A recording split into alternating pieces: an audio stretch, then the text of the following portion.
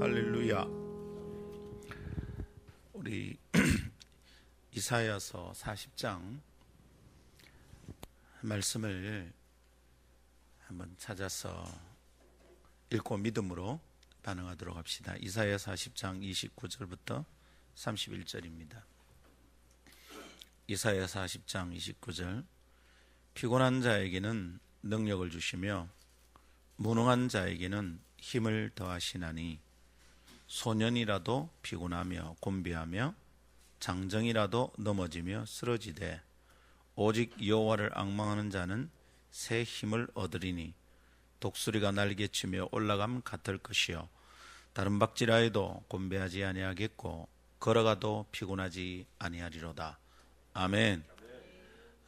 이번 새벽 이슬 기도회는 이 말씀 붙들고 피곤해하지 않기로 합시다. 새 힘을 주신다는데, 피곤한 자에게 능력을 주신다는데, 힘이 없는 사람에게는 힘을 더하신다는데 내가 안 받고 있구나. 안 받으면 자꾸 피곤한 거겠죠? 믿음으로 받도록 합시다. 사실 이 3일 새벽에 조금 일찍 일어나는 게 주님 앞에 그렇게 대단한 것일 수 있겠습니까? 나의 죄를 위해 죽으신 주님을 생각하면.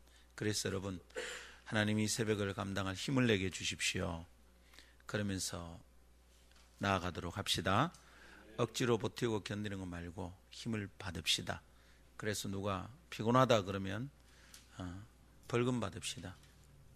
이번 새벽에는 피곤 안 하기로 결단합니다. 할렐루야. 저부터 그러겠습니다.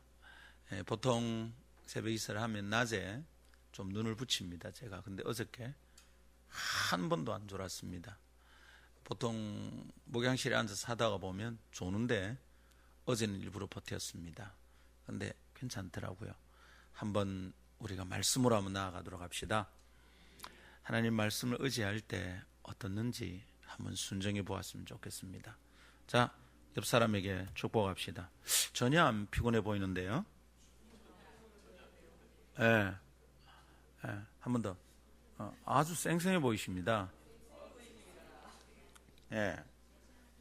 할렐루야. 아멘입니까? 그럽시다. 우리 주님을 위해서 한 3일쯤 거뜬하게 한번 지나가 보고 새벽을 깨우는 게 우리 영혼에 얼마나 유익한지. 이거 괜히 우리 괴롭히려고 하는 거 아니잖아요.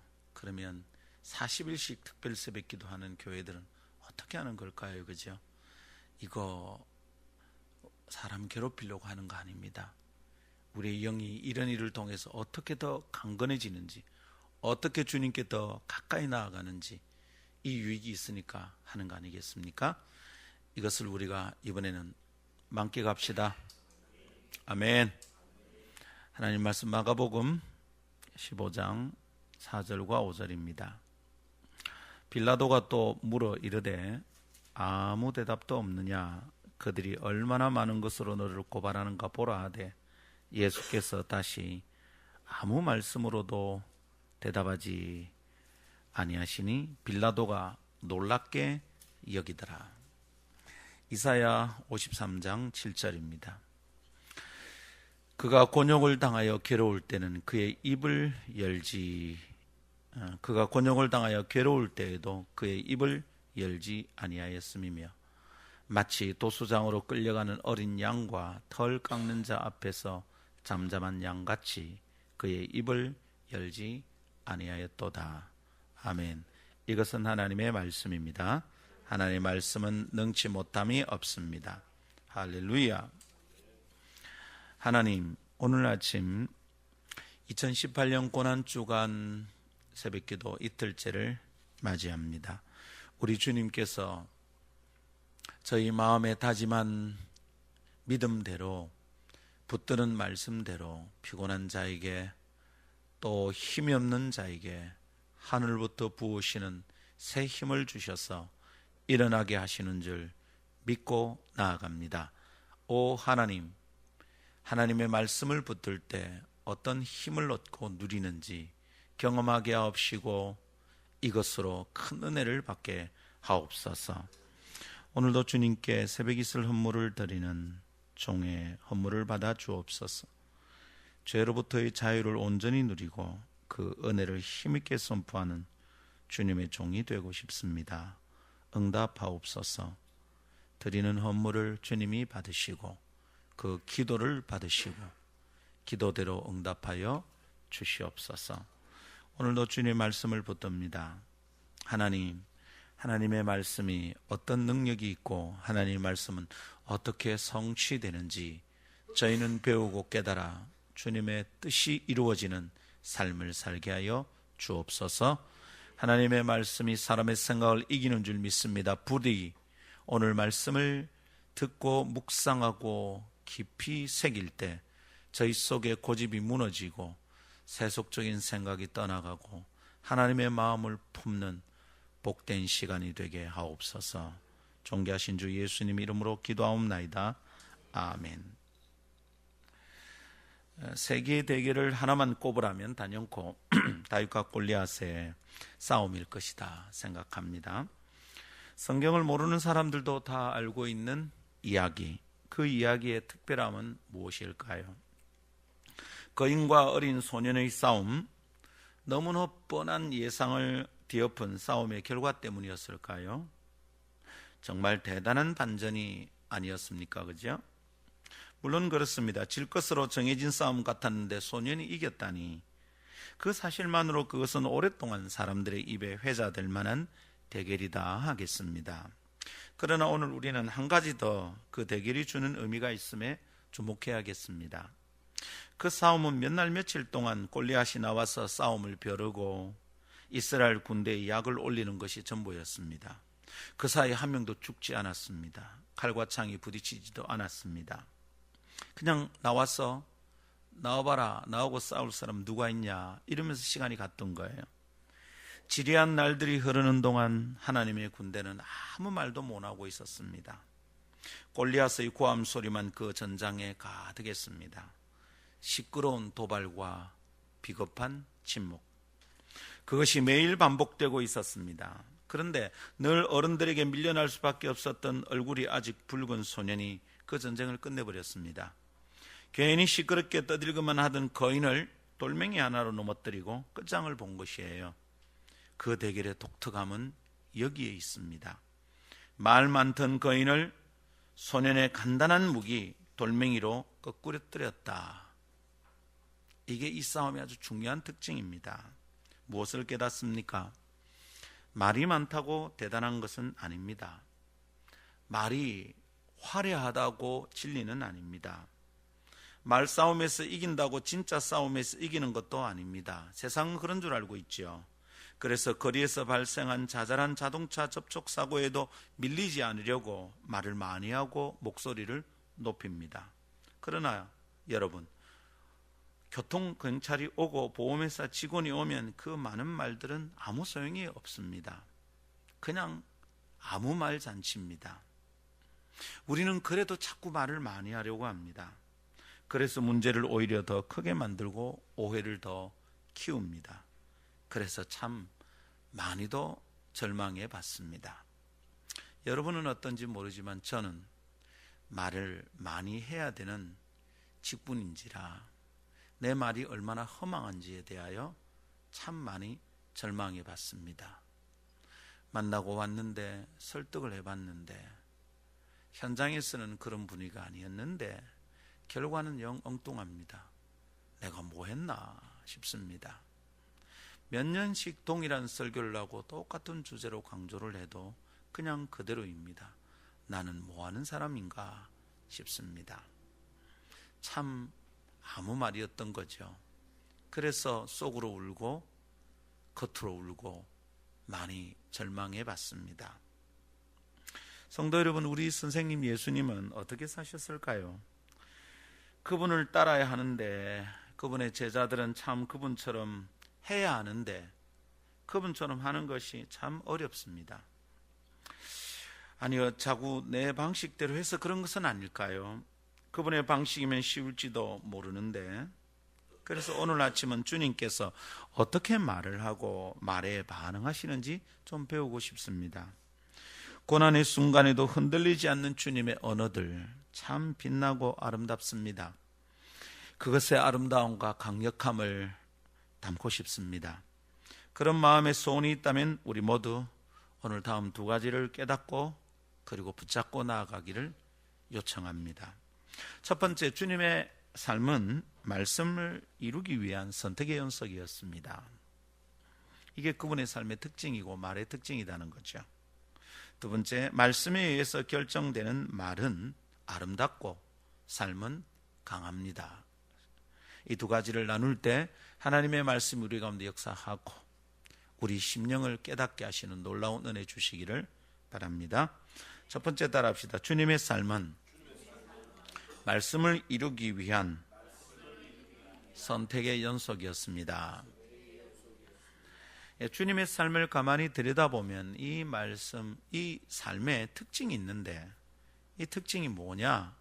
하나님의 말씀을 이루기 위한 선택이었다는 거예요. 이 길로 갈까 저 길로 갈까, 이것을 할까 저것을 할까, 그럴 때마다 주님은 말씀을 이루기 위해서 선택했다는 거예요. 그리고 그분의 삶은 그런 선택이 모여서 이루어진 것이다, 이런 말입니다. 우리는 지금 고난중한 묵상 중입니다. 주님의 마지막 순간을 따라 걸으며 우리의 생각과 삶을 다듬어 보자는 것입니다. 자, 오늘은 그분이 재판받으시는 법정으로 다시 가봅시다. 이 법정의 분위기는 참 특별하다고 어제 이미 나누었습니다. 오늘도 아주 독특하고 이상한 분위기 하나를 더 살펴보고 싶습니다. 보통의 경우 재판을 받는 피의자는 자신이 의심받고 있는 피의 사실에 대하여 자꾸 자기 보고 죄를 지었다고 하는 사람들에 대하여 적극적으로 변호를 합니다. 그렇지 않으면 검사의 구형이 고스란히 판사의 입에서 언도되고 맙니다. 형을 살아야 되는 거죠. 법을 잘 알지 못하는 이들은 이런 일이 잘못될까 싶어서 지혜롭고 능숙한 변호사를 선임하는 까닭이 바로 그것입니다. 잘못되면 안 되니까요. 자, 평범한 법정에서 검사는 주로 어떤 일을 합니까? 죄를 드러내고 증명하는 일을 합니다. 그것을 위해서 적극적입니다. 말이 많습니다. 피의자와 변호사는 죄를 인정하지 않으려고 말이 많고 적극적입니다. 그래서 여러분, 법정 공방이 치열하고요, 오고 가는 이야기가 시끄럽습니다. 어떨 때는 감정 싸움도 합니다. 이것이 보통의 법정 풍경입니다. 그런데 오늘은 참 낯설고 이상한 재판을 보고 있습니다. 이 법정의 분위기는 여느 재판과는 사뭇 다릅니다. 전혀 평범하지 않습니다. 재판받는 피의자의 태도가 좀 이상해요. 아무래도 낯설어요. 왜 이러는지 잘 모르겠어요. 자, 볼까요? 검사는 당연하게도 유대인들과 제사장들입니다. 이들은 예수님의 죄를 들추어냅니다. 핏대를 세우고 소리를 지르며 유죄라고 주장합니다. 죽여야 된다 말합니다. 그런데 그렇게 고소를 당하는 피의자는 아무 대꾸를 하지 않는데요. 그냥 잠잠히 있는데요. 네, 오늘 읽은 5절 보십시오. 예수께서 다시 아무 말씀으로도 대답하지 아니하시니, 답을 안 합니다. 말을 안 합니다. 고소하는 자들의 소리는 넘치고 시끄러워요. 그런데 변호하거나 변명하는 소리는 잘 안 들립니다. 이거 어떻게 된 거죠? 아주 난처한 침묵입니다. 판사는 이것에 대하여 어떻게 반응해야 할까요? 한쪽 얘기만 듣고 이 사람을 죄로 몰아가야 됩니까? 이러면 공정하지 않잖아요. 그런데 지금 검사는 난리를 치고 있는데 피의자는 조용한 거예요. 변호사가 설치고 떠드는 것도 아니에요. 판사가 어떻게 해야 되겠습니까? 그래서 오늘 법정에서 이 판사가 마치 변호사가 하는 일처럼 일을 합니다. 야, 저들이 뭘 하는데 니 괜찮나? 자꾸 묻습니다. 내가 볼 때는 죄가 없는데 니 왜 가만히 있니? 뭐라고 말을 해봐봐. 니 정말 죄인 맞나? 변호사가 할 일을 지금 판사가 하고 있는 중입니다. 죄가 없다는 것을 판사가 증명하려고 아유, 죄송합니다.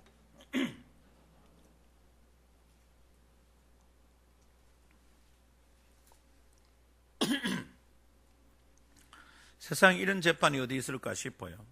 판사가 이 피의자의 죄가 없다는 것을 증명하려고 막 애를 쓰고 있는 것 같습니다.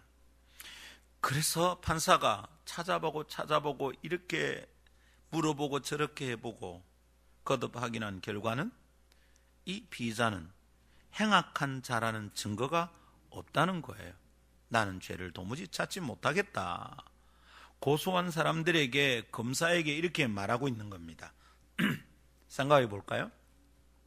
고소장에 기록된 내용을 증명할 만한 증거가 없답니다. 그런 죄를 지은 적이 없다 이 말입니다. 그렇다면 피의자 입장에서는 어떻게 반응하는 게 좋을까요?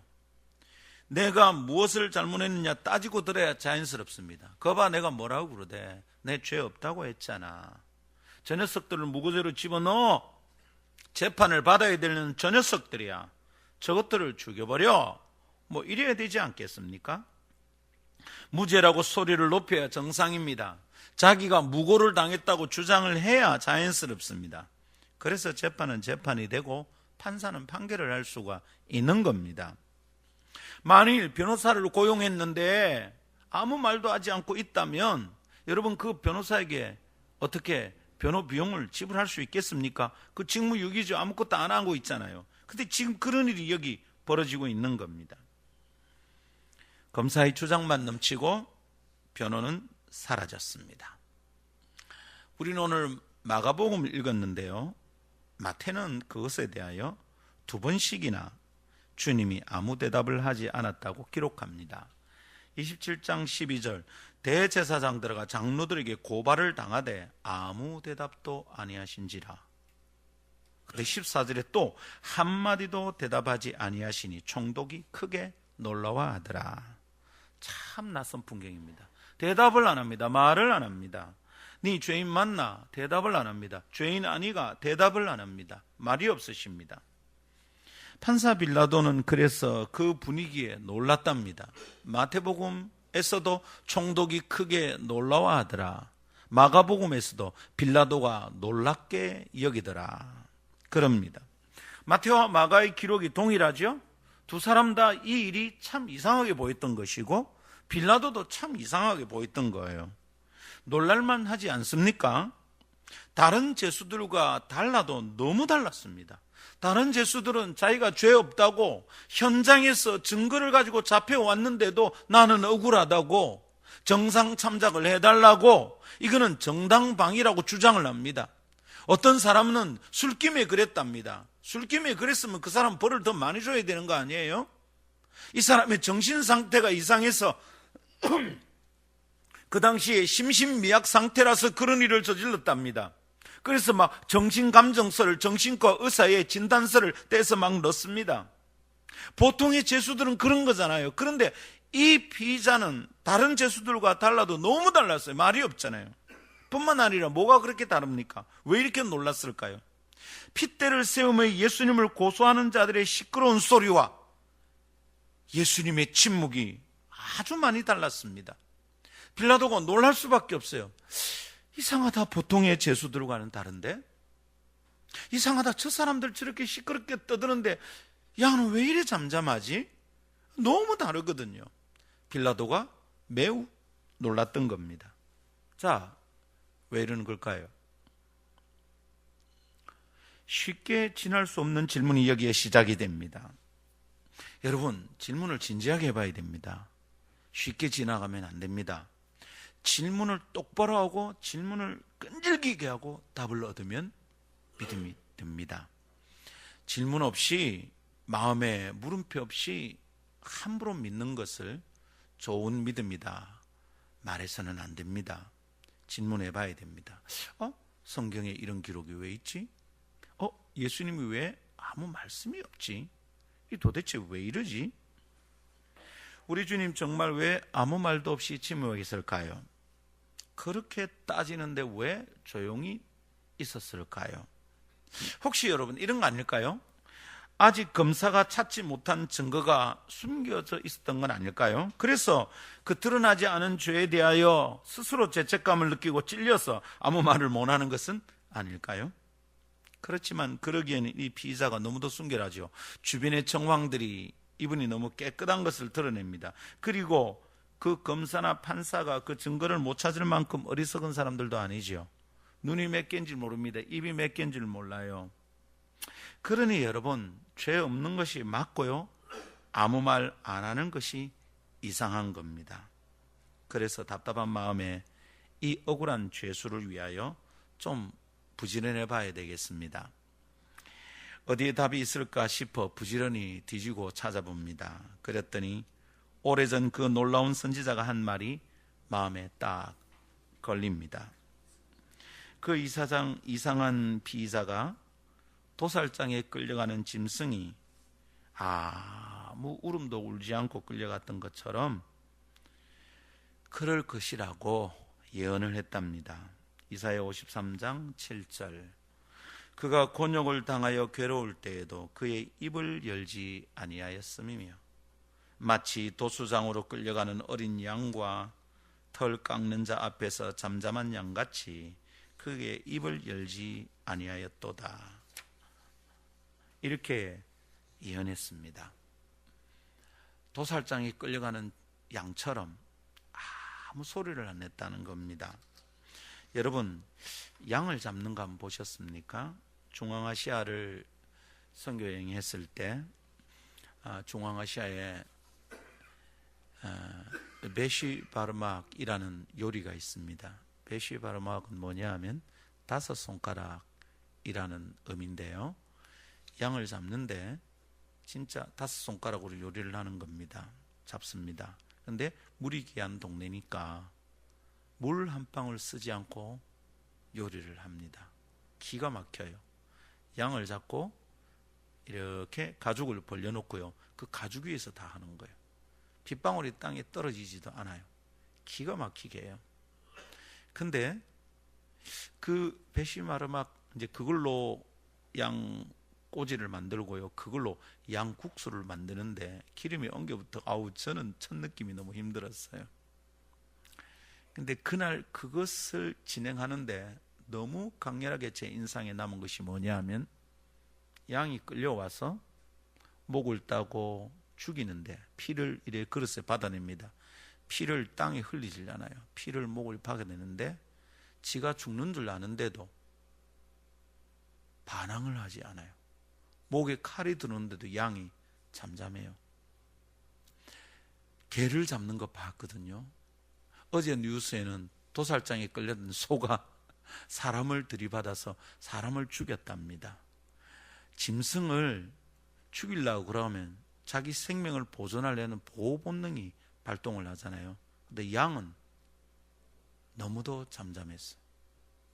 제가 그 베시바르막이라는 요리를, 그 전통 요리죠, 그것을 진행하는 내내 제가 울었습니다. 이 말씀이 딱 깨달아지는 거예요. 마치 도수단으로 끌려가는 어린 양처럼 입을 열지 않았다. 살려달라고 발부동 치지 않아요. 여러분 매매매 와 소리 지르지 않아요. 조용히 죽었어요. 그래서 제가 물어봤습니다. 이 양은 특별히 순한가 보다. 그랬더니 선교사님이 하는 말이 이럽니다. 양들은 다 이렇게 합니다. 딱 그 모양이죠. 우리 예수님이 지금 재판을 받으시는 모습이 딱 그 모양입니다. 어떻게 이렇게 정확하게 예언했을까? 어떻게 이렇게 적절하게 비유했을까? 여러분이 양을 잡는 모습을 봤으면 정말 이해가 잘 되었을 텐입니다. 그런데 여러분, 아무리 그래도 그렇지 그렇게 예언되었다고 해서 자신의 무죄를 증명하고자 노력하지 않았다고요? 그래도 그렇지 자기가 죽는데도 어떻게 아무 말을 안 한다고요? 이런 답답한 경우가 있습니까? 어떻게 이렇게 무기력하게 죽어간단 말입니까? 너무 무능력한 거 아닙니까? 정말은 자기를 보호할 만한 힘이 없는 존재가 아닐까요? 너무 무능한 것 아닙니까? 참 기가 막힐 지경이지만 그렇게 한 것이 무슨 뜻인지는 알겠습니다. 왜 아무 말이 없었는지 아프게 찌르고 지나가는 깨달음을 얻게 됩니다. 여러분, 왜 아무 말이 없이 지나갔을까요? 거기서 말을 많이 하면 이사야 53장 7절의 예언이 틀리는 거잖아요. 아무 말을 하지 않아야 이사야 선지자가 예언한 것이 그대로 이루어지는 거죠. 거기서 말을 하면 틀려지는 거예요. 아하, 미리 예언된 말씀대로 진행되고 있는 재판이구나. 아하, 미리 말씀하신 대로 되는구나. 하나님의 말씀은 딱 하나님의 입을 떠나면 그대로 되는 거구나. 아하, 하나님의 말씀이 능력이 있는 거구나. 이런 걸 깨닫잖아요. 거기 태양이 있으라 그러면 태양이 있고, 빛이 있으라면 있고, 하나님의 말씀이 당신의 입을 떠나면 그 말씀대로 되는 거죠. 이사야가 하나님의 말씀을 받아서 그의 입으로 예언을 하면 그 말씀대로 되는 겁니다. 우리 주님은 그 예언의 말씀이 그대로 이루어지게 순종하고 계신 중입니다. 예수님은 그 예언이 실제로 이루어지는 것을 방해하지 않았구나. 그 말씀대로 되는 것에, 말씀의 예언대로 되는 것에, 하나님의 말씀이 이루어지는 것에 예수님은 자신의 목숨을 걸었구나. 예수님은 오직 말씀이 말씀되는데 초점을 두고 있는 거구나. 자기가 살고 싶어서 발버둥을 치거나, 내가 죄가 없음을 증명하거나, 내가 옳다고 고함을 지르거나 떼를 쓰거나 죽기 싫어서 발버둥을 치거나 살려달라고 애걸하거나 이런 데 자기의 말을 사용하지 않는구나. 예수님의 말과 예수님의 삶은 하나님의 말씀이 이루어지는데 다 썼구나. 주님의 삶이 어떻게 그렇게 선택하고 말을 선택하고 반응을 선택하느냐 하면 하나님의 말씀을 이루기 위한 선택의 연속이었구나. 이런 것을 깨닫게 됩니다. 이것을 복음서의 제자, 그 재판을 목격했던 한 사람으로서 요한은 말씀을 응하게 하려고 그랬다, 이렇게 기록하고 있습니다. 요한복음 18장 32절, 이는 예수께서 자기가 어떠한 죽음으로 죽을 것을 가리켜 하신 말씀을 응하게 하려 함이라. 저는 한 구절만을 인용했습니다. 그런데 복음서 곳곳에서 말씀이 성취되게 하려고, 말씀이 예언대로 성취되게 하려고 그랬다, 이런 표현들은 무지 많이 나옵니다. 자, 예수님이 어떻게 침착하고 침묵하고 아무 말이 없었다고 합니까? 예수님은 관심이 하나님의 말씀이 이루어지는데 관심이 있었던 거예요. 예수님은 목숨이 위태한 지경에서도 다른 잡다한 설명으로 생명을 구걸하지 않으셨어요. 관심이 오직 말씀이 말씀되는 데 있었어요. 놀랍죠? 우리 주님의 선택에 우리가 마음을 기울여서 집중할 이유가 여기에 있습니다. 주님의 삶은 하나님의 말씀이 말씀되게 하는데 있었습니다. 그분의 삶은 그것을 선택하다가 이루어진 삶입니다. 그래서 우리는 오늘 아침 우리의 삶을 좀 비추어 봅니다. 우리의 삶은 어떻습니까? 내 말은 어떻습니까? 여러분, 우리의 말이, 우리의 삶이 어떻게 이루어집니까? 아이고, 서연이가 눈을 말똥말똥해서 목사님 말씀에 집중하고 있어요. 이야, 복되도다 너. 응? 그 겨울수에 새벽기도 나와가지고 목사님 설교 듣는 거 쉽게 늦어버려. 오늘은 서연이를 안수하고 축복해야 되겠어요. 설교하다 지금 뭐 하는 겁니까 이게? 여러분, 주님의 삶은 하나님의 말씀을 이루기 위한 선택의 연속이었습니다. 우리의 삶은 어떤가? 무엇 때문에 우리는 그렇게 아득바득하고 발악을 하듯이 살아가는가? 나는 도대체 왜 그렇게 싸우듯이 말을 많이 하는가? 혹시 말씀을 이루기 위한 것입니까? 이 질문을 우리를 진지하게 돌아볼 수 있기를 바랍니다. 멋지게 말하고 좋은 말을 하는데 그게 하나님의 말씀이냐는 거죠. 틀렸다고 주장하고 따지고 드는데 그게 도대체 하나님의 말씀을 증명하기 위한 것이냐고요. 우리 자신을 돌아볼 아침입니다. 두 번째 따라 합시다. 말씀에 의해서 결정되는 말은 아름답고 삶은 강합니다. 말씀에 의해서 내 말이 결정된다면 내 말은 아름답고, 말씀에 의해서 내 삶이 결정된다면 그 삶은 강하다는 겁니다. 우리가 따르는 선생님의 언어는 정갈하고 분명합니다. 잡다한 말을 많이 하여 상황을 바꾸려는 시도를 하지 않습니다. 이게 얼마나 아름다운지요. 어떻게 이런 삶이 가능할까요? 멋있어 보여서 따라한다고 되는 게 아닙니다. 어떻게 이런 일이 가능합니까? 비결은 간단합니다. 아주 단순한 초점이 있기 때문입니다. 초점이 한 군데 딱 있다 이 말입니다. 그분의 삶이 어떤 초점입니까? 우리 주님의 삶의 방식은 성경을 이루기 위하여 모든 초점을 맞추고 있다는 특징이 보입니다. 하나님의 말씀을 말씀되게 하기 위하여 진지하게 고민하고 무엇인가를 선택하고 계신 겁니다. 뭘 할까 갈림길에서 어떤 것을 선택합니까? 어디로 갈지 고민하는 삼각지 로타리에서 어디로 갈 길을 고민합니까? 하나님의 말씀이 가르치는 쪽으로 가는 겁니다. 하나님이 말씀이 옳다는 것을 증명하기 위해서 주님은 살아가셨습니다. 자, 주님이 그 선택이 이 재판정에서는 어떤 선택으로 나타났습니까? 침묵이었습니다. 이렇게 침묵한 것은 그러나 갑작스레 나타난 돌발 상황이 아닙니다. 주님의 탄생부터 죽음에 이르기까지 온통 성경을 응하게 하려는 노력으로 가득합니다. 복음서는 그것을 열심히 설명하고 증명하고 있습니다. 특별히 여러분 마태복음을 자세히 읽어보면 성경을 이루게 하려 합니다, 성경을 응하게 하려 합니다 하는 표현들이 굉장히 자주 나타납니다. 왜 베들레헴에 태어났는가, 왜 처녀의 몸에서 태어났는가, 다 성경을 이루기 위한 증거들입니다. 성도 여러분, 이러한 주님의 삶의 특징, 곧 하나님의 말씀을 이루기 위하여 선택하는 그분의 삶의 특징은 주님의 말과 삶을 아주 정갈하게 만들고 아름답게 만듭니다. 군더더기 없어요. 복잡하지 않아요. 하나님의 말씀에 의하여 결정되는 삶, 하나님의 말씀에 따라 순종하며 살아가는 삶이 아름답습니다.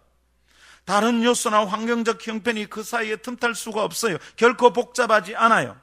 단순한 목적과 초점이 보입니다. 이 단순함이 아름다움의 핵심 요소입니다. 여러분, 그 사람이 좋은 차를 타기 때문에, 그 사람이 명품을 가지고 있기 때문에 멋있어 보이는 게 아니고요, 그 말이 정갈하고 분명하고 단순해요. 왜? 하나님의 말씀을 이루고자 하는 한 가지 목적만 있기 때문이죠. 그 정갈함이 그 사람을 아름답게 만듭니다. 할렐루야. 예수 그리스도의 제자된 성도들이요, 우리 그분의 뒤를 따라 살아가도록 합시다. 말씀에 의해서 결정하고 선택하는 삶의 원리를 한번 따라 봅시다. 당신 왜 그럽니까? 라고 말할 때 성경이잖아, 이렇게 말해보자 이 말입니다. 일본의 아주 유명한 기독 작가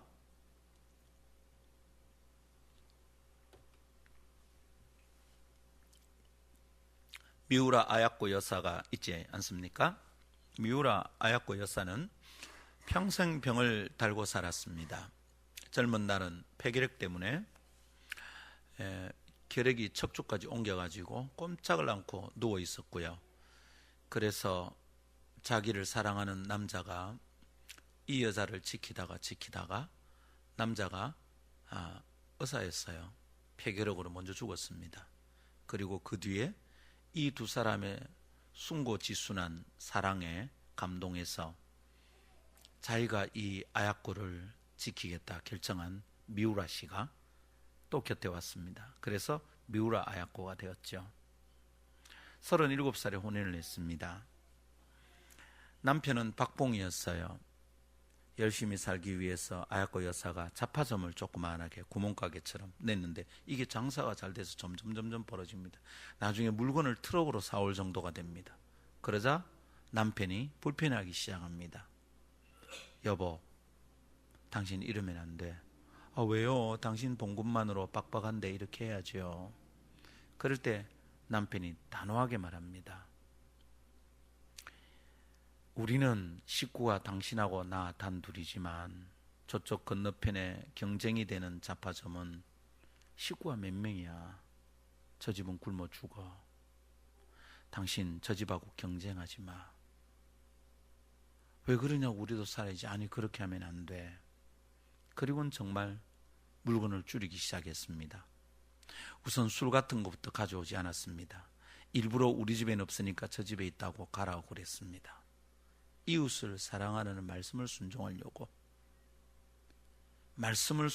이웃과 화평하게 지내라는 말씀을 순종하려고 이 남편이 아내에게 얘기하고 아내도 거기에 따랐습니다. 아내는 남편 말을 잘 듣는, 남편의 말에 잘 순종하는 순종적인 여자였던 게 아니라 그 아내와 남편이 함께 하나님의 말씀에 순종하려고 애를 썼던 사람들이다 이 말입니다. 그들은 삶이 무엇으로 결정되는 겁니까? 말씀 때문에 결정됐어요. 그 사람들은 왜 그런 선택을 했습니까? 말씀 때문에 그런 선택을 했습니다. 여러분, 우리 이렇게 한번 살아보면 어떨까요? 왜 시끄러운 줄 압니까? 왜 두 사람이 만나서 대화를 하면 딴 말을 하는 줄 압니까? 왜냐하면 각각 다른 기준으로 얘기하고 있기 때문입니다. 하나님의 말씀이 그 사람의 기준이 되는 순간 그 수많은 말들은 순식간에 다 사라집니다. 길거리에서 접촉사고 때문에 막 싸우는데 경찰이 오고 보험회사 직원이 오면 끝납니다. 적용할 원리가 딱 있기 때문입니다. 성도 여러분, 하나님의 말씀이 내 삶을 결정하고 내가 말을 선택하고 살아가는 방식을 선택하는 이 삶의 원리를 오늘 아침엔 한번 따라가 보십시다. 말씀을 읽고 배우고 묵상하다 보면 와서 부딪히는 깨달음이 있어요. 아, 주님이 이걸 원하시는구나. 깨달아집니다. 여러분, 그것을 우리는 하나님의 음성을 듣는다 이렇게 말을 합니다. 성경을 읽고 묵상하다 보면 마음에 와서 딱 깨달아집니다. 아, 내가 잘못하고 있구나. 아, 이거 해야 되는구나. 깨달아집니다, 여러분. 그게 보입니다. 들립니다. 그러면 어떻게 하면 됩니까? 순종하면 됩니다. 그런데 우리 무엇 때문에 내 삶을 선택하게 됩니까? 사람들에게 자기를 막 설명하려고 그럽니다. 너 왜 그랬는데? 돈이 없어서 어쩔 수 없었습니다. 당신 왜 그러느냐고. 아니, 상황이 그러니까 그랬던 거잖아.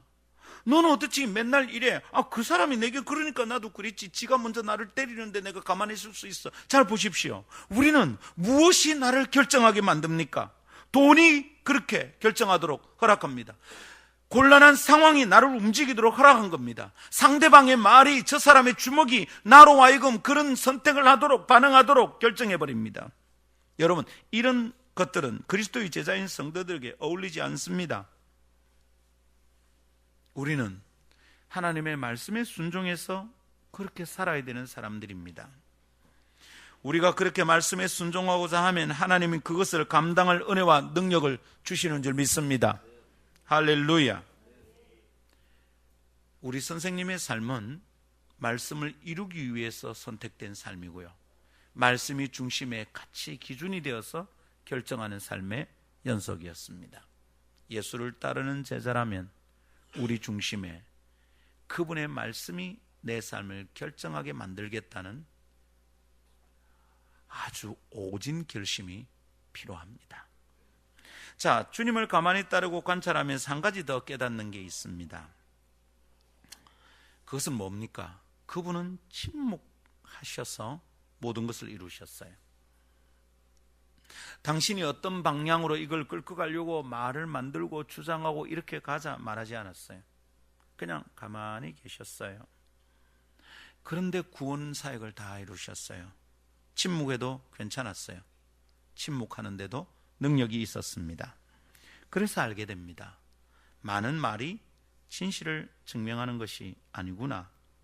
많은 말이 영혼을 구원하는 것도 아니구나. 무엇보다 많은 말이 능력이 되지도 않는구나. 그 많은 말에 능력과 권세가 있는 것이 아니구나. 이런 것을 깨닫습니다.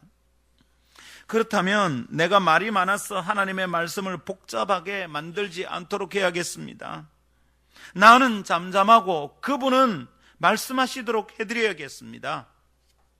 내가 잠잠하지 않으니까 하나님의 말씀이 안 들립니다. 내가 계속 말하고 있거든요. 내가 계속 생각이 시끄럽거든요. 입은 다물고 있어도 속이 시끄럽잖아요. 그것은 침묵한 게 아닙니다, 여러분. 내가 잠잠하고 침묵해야 그분의 말씀이 들립니다. 내가 잠잠하면 그분이 말씀하십니다. 나를 통해서 주님의 말씀이 드러나도록 순종해야겠습니다. 여러분, 어떤 날은 그래야 된다는 걸 깨달을 때가 있습니다. 아, 더 이상 말하는 게 아무 소용이 없구나.